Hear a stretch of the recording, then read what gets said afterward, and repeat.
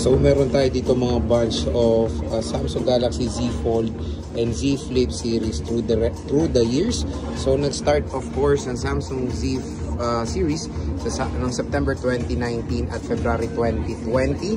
So ito po ang first ever na Samsung Galaxy Z Fold. Ito po yung Z Fold 1. Tignan nyo naman kung gaano kaliit lang yung front display niya.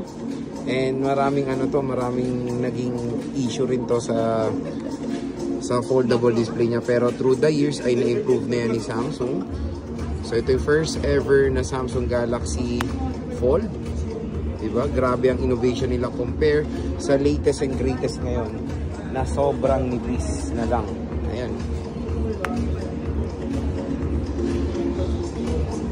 So meron tayo ditong Fold 2. So ito yung Fold 2. Second generation na Fold 2 nung na-release ng September 2020. Pandemic era.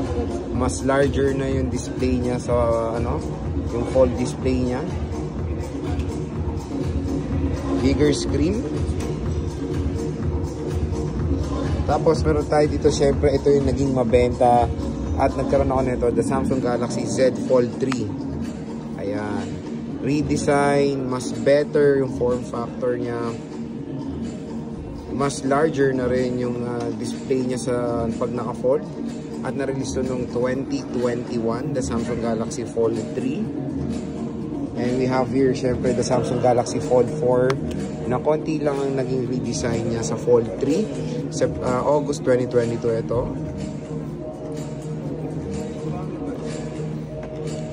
Dito naman tayo sa mas bigger screen pag naka-unfold the Samsung Galaxy Fold 5. Ito yung Fold 5. Diba?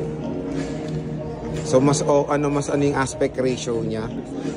Mas mas pina-wide nila yung aspect ratio ng Fold 5. Pero when it comes sa design, very identical lang ang design ng Fold 3 to Fold 6 when it comes sa camera module. So August 2023 ito na-release, the Samsung Galaxy Fold 5. Syempre ito yung last year na latest, which is the Samsung Galaxy Fold 6 na redesign na rin siya at naging box type na rin ito. Mas bigger na rin yung screen niya pag naka-fold. Mas box type na rin siya. Ito ay na-release noong year 2024, July 2024, the Samsung Galaxy Fold 6. And syempre, ang pinaka-latest,